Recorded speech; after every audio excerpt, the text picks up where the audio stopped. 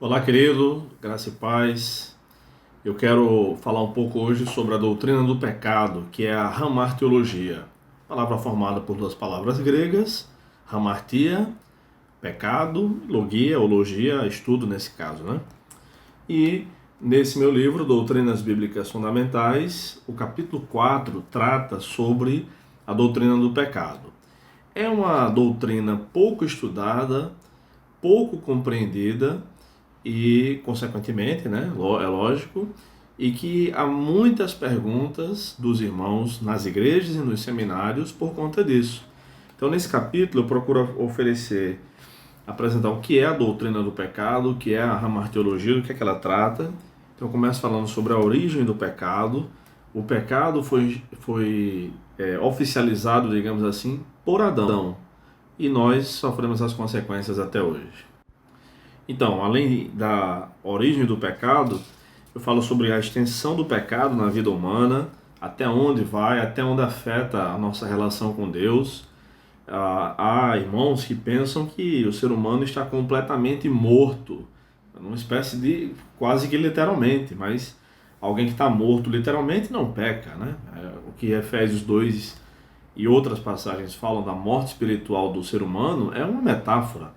Nós estamos mortos porque a morte significa separação. Estamos separados de Deus, a comunhão com Deus. É como se estivéssemos mortos, né? Também trato sobre a questão do pecado das crianças, a partir de quando elas têm consciência e por que elas são pecadoras. Porque nascem em pecado, é aquilo que nós chamamos de pecado original ou pecado herdado, que é herdado de pai para filho. Outra coisa bem interessante sobre a doutrina do pecado que eu abordo no meu livro são as diversas palavras que a Bíblia usa para descrever o pecado. Pecado propriamente dito, né? Impiedade, transgressão, iniquidade, rebeldia, traição, abominação, blasfêmia, apostasia, enfim. E a questão dos graus de pecado. A maioria esmagadora dos cristãos acredita que não há graus de pecado. A gente escuta dizer, não existe pecadinho nem pecadão. Existe sim, e eu provo nesse livro. Existem grandes pecados, grandes abominações, a Bíblia faz diferença, e eu não estou falando em relação apenas às consequências, mas há pecados maiores do que os outros mesmo. Eu vou dar um exemplo.